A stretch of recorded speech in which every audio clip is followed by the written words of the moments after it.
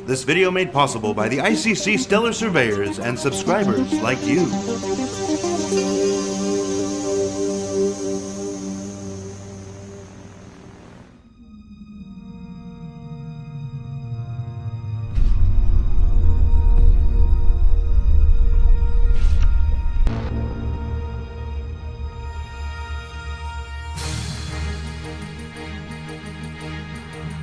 Like this show, Tim for the Chairman, Tim for Others, Bug Smashers, and all the other common content we put out. But you don't have to take our word for it. Listen to us. And after 1 year of subscription time, you get a special decal for your ship, your name somewhere in the game, Star Citizen, and a 10% coupon for digital merchandise.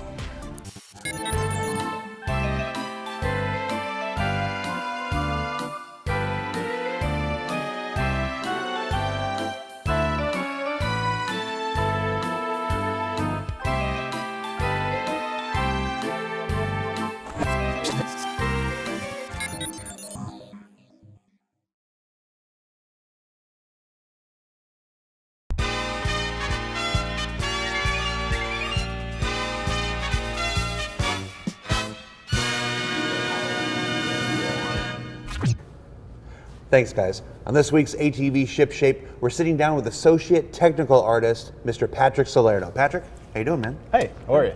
Now, Patrick has been working for several weeks, if not months, on LODs for our ships. I'll come by his desk every once in a while and be like, what are you working on? He's like, more LODs, man. So we realized we wanted to show what LODs were, how important they are to the game, because they're pretty important to the overall performance of making Star Citizen work. Definitely. Start us off with the most basic, what is an LOD? Okay, well, to start, an LOD, for those who don't know, are a level of detail or level of display model. Basically what that means is, kind of in the simplest terms, it could be a little more complicated, but basically the model changes as you get farther away from the camera. So you start out with like a multi-million poly model, and then by the time it's a few pixels big, it should be maybe a few thousand polys with maybe a couple materials versus, 20-something materials, because the ships get fairly complicated. When you're looking at a ship up close, it's full detail. It might be a million polys or, somewhere around there. You got all these moving parts, but as you get farther away, you obviously want to play with other people, So they're huge moving ships with lots of parts have to come in, and we have a very complicated sort of algorithm that works, but simple rules that I kind of follow and help develop and help teach the other artists how to use properly. But basically, a couple steps. I generate LODs, the level of detail models, and then I go through and I look for meshes that I may need to combine as I go down, to save performance. Less meshes equals less memory. Same thing, we have what are called material IDs. Every texture, whether it's like paint or rivets or detail or an engine glow or any sort of material that's on your ship, can also be condensed down. If you're like really far away, you're not gonna see that little rivet under the wing, So what do? You say, okay, poof, you are now the same gray that the base ship is, right? So you try and make logical deductions where to go through. It's kind of like a puzzle. So it's kind of like you're making 6 different versions of the ship, each one with progressively less detail. And we are swapping them out on the fly as you get farther and closer. And if we do our job right, you won't notice the change. That's exactly. All right. That's exactly what So why don't you take us through the technical aspects, the creation of an LOD then? Okay, so to start, before we even, start anything, we have to ask ourselves, what are the requirements? So we usually start in the CryEngine, right? I like to take a look at the model first, obviously. You don't want to redo every single thing. Some parts are lovingly hand caressed, and you want to make sure you don't butcher other people's work. So I come in and I take a look at the model, and I've got a few tools here at my disposal that I use to determine whether the model needs work or not. So basically, the first test is to take a ship, and like Cutlass for now, and then we just back out. Right, and we do it kind of slow because right now what we're doing is we're looking for material changes that don't match or chunks like that, chunks of the ship that kind of just disappear, right? Like that's the stuff I'm taking a look for. That and just the model maybe looking really gross. It happens. I'll show you what I mean by really gross too, because if the algorithm changes, it affects how the LEDs are. Sometimes I have to go back and forth and fix them, right? So up here on this top menu set, I have a few tools at my disposal to sort of force the model to show me different LEDs. So we have levels 1 to 5, right? These are the varying distances for most of them. So we go 1, and we can see we start to lose a little bit, a very minute bit of detail, right about there. And then we go 2, we start to lose more detail. 3, 4, 5, right? Until the whole thing just kind of looks really bad, you know? And the thing is though, you're only gonna see that from like really, really far away. So if we come all the way out here, you know, and we can see we have these little boxes that show, they're not really boxes on your screen, obviously, they look kind of green chunks, but basically those show that an object doesn't even have an LED at all. That means that I have to go in and say, oh man, why doesn't such and such part do it? Because if you do not have an LED, it's always 100%, right? You're rendering like a million poly spec from like a mile away. It's unnecessary. We added a thing now where if something doesn't have more than one LED, the whole object doesn't appear. So that's kind of part of the pass that I'm going through now, is we updated some of our rules, and I'm making sure that every single flyable ship and ship coming out is in line with our sort of stuff. So just to kind of move on to the next phase, we took a look. Everything doesn't really look too bad, but there's a couple areas that I think could use some work. One part is the body.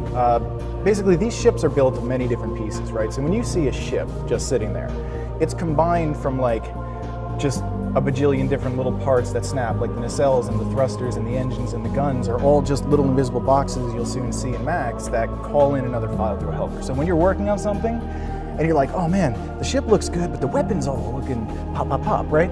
How do you fix that? Well, you go into another file and do that. So right now we're gonna toy at the cutlass. So let's take a look. Basically how this is laid out, it looks kind of like a mess. If I unhide all, I'll show you. It's, you come in and here you go. Normally what we do is we don't just like click through everything like this time.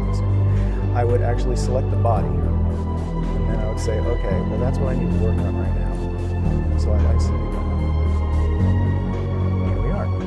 So we have our body, and over in my hierarchy, I've had to flip to that a lot. I can just type, I can go to the body here, and I can see its hierarchy. And what, to me, what that means is basically you have the main piece of geo, which is this is the body, that's the name.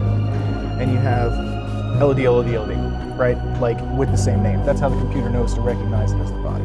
So I'm like, okay, cool. Now say we didn't actually want these, right? I could actually, like these were all bad for some reason. This is just an experiment. So we delete those, and now our body has no LODs. If I bring it into the game and I re-export it, it won't change at all. Okay. So now what the trick is, I need to say, you know what? This is currently, if we look at my specs over here, right, it's way too many tries. It's like, you know, a bajillion tries here. So let's just click out of our object. And here's the automated part, right? This is the part you make the sandwich for. We go down to our LOD generator tool that we have, which uses a program that's simply gone in the background. We need 5 LODs. Now, I get to choose from a list here. This is where I have to start eyeballing parts. I say to myself, does this have like a million polys? If so, I need to do very low to make sure that it's percentages. Like, I want to chop away 70% of the polygons of last time each time I go down, kind of just to go from 1 million to like 1,500 polys. So let's click go. So we'll do very low, and I'll just do like 1 for now, just to show you how it works, because this can be time consuming. What you do, very low means I'm going to try and hack this thing. So, okay, there we go, our LODs have been generated. So now what we want to do is we want to take a look.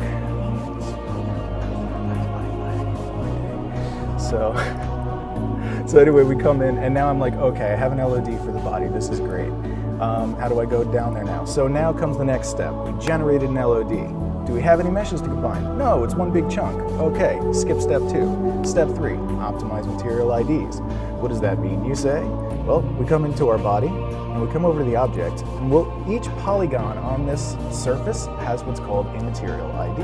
What that means is that a texture or a picture can be assigned to that particular face.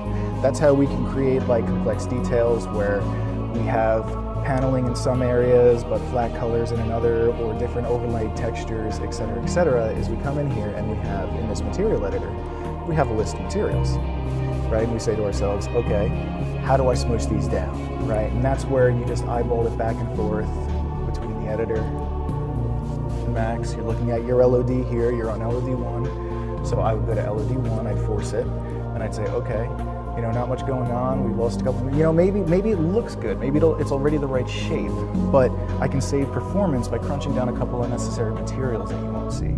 Little things like that on each and every ship gives everyone those frames that they want, you know? Like that's the All most about the important part. frames. It's all about the It's all about the frames, frames, man. 60 frames, 4K, you know? We got to get there, you know? But these are the steps it takes to go through and do it. And then after that, I just kind of back and forth between the export button, which basically takes it from Max, converts it to a format that then goes into the editor.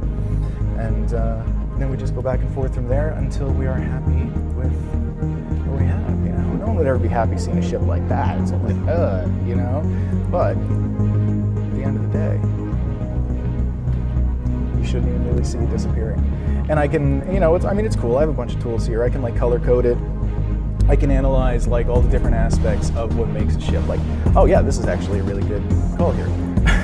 This actually Seizure mode. Yeah, it's total like rave party mode, right? And yeah, so basically what this means is that I can come in and look at all this cool stuff and figure out. Kind of, let me get rid of some of this text for you. Just gotta move this over. Here we go. So basically, these color-coded areas mean different things.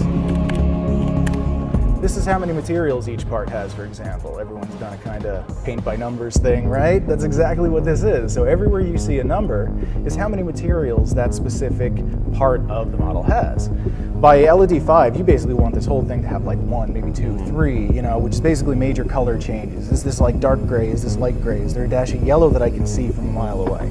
You know, it's stuff like that you really want to keep. And coming in and saying, okay, well, you know, I need copy collection, so on and so forth.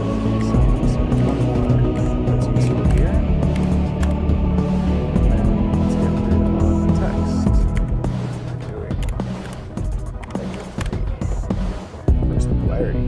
So basically, what this is, as I was saying before, all of the models, the whole ship is considered of multiple components.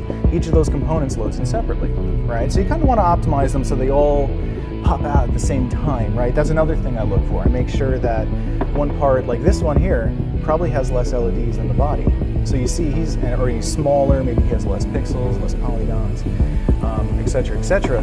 So the turret kind of goes first, goes twice, then the body, then the cells, light blue, light blue. Now you see it starts to flash saying, I don't have an LED past this point, right? Which in game kind of means it might disappear, right? That's something I have to know. So we come out, zoom out, until we hit the last one, which is that purple one. So that's how I gauge how far away this ship specifically would be noticeable. And then I would just go like this.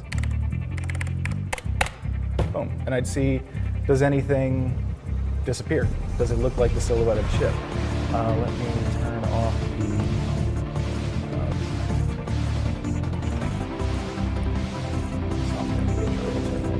trying to push buttons. Okay, trying to turn away the floor. There we go. No, it's got rid of everything. That's fine. It goes back on. All right, there. So that's a good way to see it. So from here, I just fly around the ship. Then I make sure that it has the shape of a cutlass from a mile away. And it's flying away because I have physics on. Come back. There it is. Thank you, my spaceship. So that's pretty much it, right? Go through the levels, go through the phases, check to see if anything is wrong, check to see where I can optimize materials, combine meshes, etc., etc. Do that on every ship, and at the end of the day, someone somewhere will see an increase in performance. Thank you, Dr. Win. Well, now you know the name of the person you can thank for your increase in frame Well, there's many people here working hard to keep your frames When up. he came to me, he said he's the only person who's responsible for frame rate increase. No, he's been bothering me his for attention. weeks. For weeks, this guy. He's like, come on, man, what do you got? I'm like, dude, I'm optimizing. That's gotta make It's make not sure sexy. things are. It's not sexy, but it's important. It is. You're sitting here, you're making LEDs, and it's just gonna run a little bit better at the end of the day, and that's important because you got all these cool things: spaceships, planets, space stations, and I like frames. How am I supposed to get those headshots without 30 frames, 60 frames per second? All right, man. Thank you so much, Patrick. No problem. That's LODs, Legions of Doom. Levels of display. Back to you guys. All right, guys, have a good one.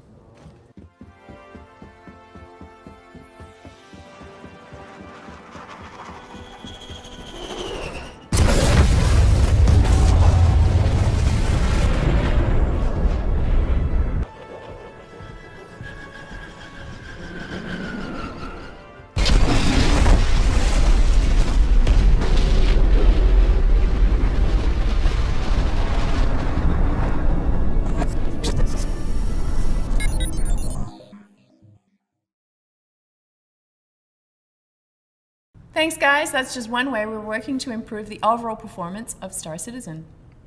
Wait, you're on your phone. Hold on, I have to find out what the person is for this next one. Give me just a second. And now it's time for this week's Ben VP. So occasionally there's a post to the forums that I especially like, but I can't honestly say is the most valuable post. So this week's Ben VP goes to Elusive Man for his Wing Commander 3 styled box art for Star Citizen. Check it out. So how about this week's real MVP? Ben, the envelope, please. It's no Ben VP. Oh boy. This week's MVP is, drumroll please, STL Youngblood for his wealth of Star Citizen videos. STL has a variety of Star Citizen videos. Are you going to tell us about them? Yes, well, his variety of Star Citizen videos, that's pretty much it. No, check out his videos. He has everything from Q&As to ship tests to all sorts of cool stuff. Well worth anyone looking at. Hyrule, which is a place that may not be around for very long. And the reason that I say that is because the system is in orbit around a late-stage red giant, which estimates are saying could go supernova really at any point within the next 1,000 years or so. And now, here's your art sneak peek.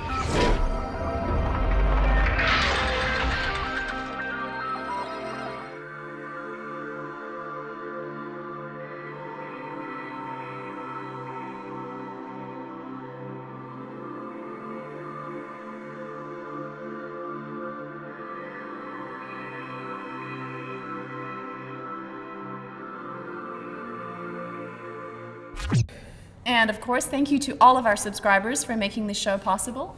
We will see you next week on Around the Verse.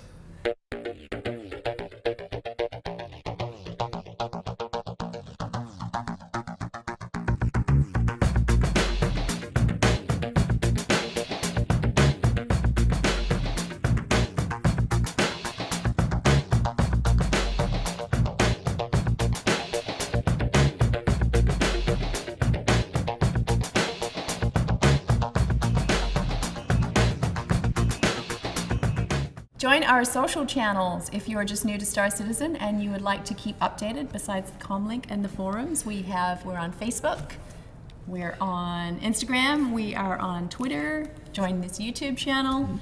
And that's also for Squadron 42, as well as Star Citizen. Yep, all these things. Just more ways to keep up with the team. If you'd like a full list of those and the personal accounts of some of the team members who are interested in sharing with you, check out Comlink from last week, which has all those details.